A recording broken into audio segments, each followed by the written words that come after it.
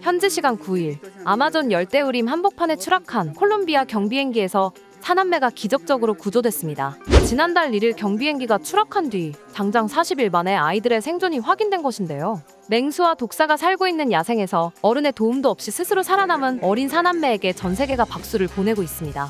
험난한 열대우림에서 13살인 장녀를 비롯한 어린 사남매는 어떻게 버틸 수 있었을까요?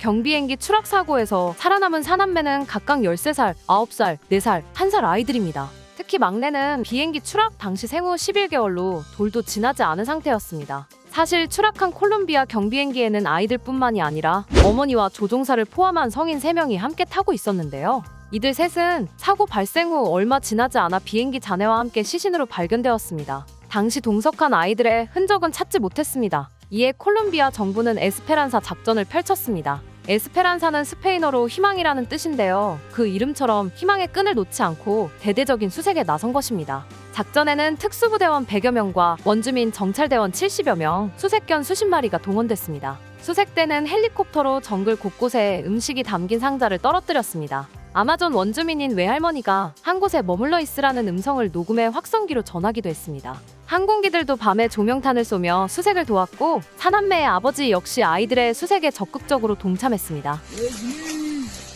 낙오된 아이들도 희망의 끈을 놓지 않았습니다. 특히 13세 장녀 레슬리가 생존법을 잘 알고 있었습니다. 전사 같은 성격을 가졌다라고 할 정도로 강인한 레슬리는 늘 숲에서 과일을 따다주며 동생들을 돌봤다고 합니다. 그는 나뭇가지와 가위, 머리끈 등 갖고 있는 물건으로 임시 대피소를 만들어 동생들을 돌봤습니다. 레슬리의 생존 지식은 끼니 해결에도 도움이 되었습니다. 열대우림에서 먹어도 안전한 과일과 씨앗을 배웠기 때문인데요. 실제로 아이들은 현지 주민들이 밀가루처럼 사용하는 카사바 가루를 다 먹고 난 뒤 식물의 씨앗 등을 먹으며 버텼다고 합니다. 영국의 열대림 생태학 교수는 같은 나이대 서양 어린이들이었다면 죽었을 것이라며 아이들의 생존 지식이 도움이 되었을 것이라고 말했습니다. 그렇게 40일을 버티며 남매는 극적으로 발견되었습니다. 아이들이 삶의 희망을 이어올 수 있었던 것은 살아나가야 한다는 어머니의 유언이 있었기 때문이기도 합니다.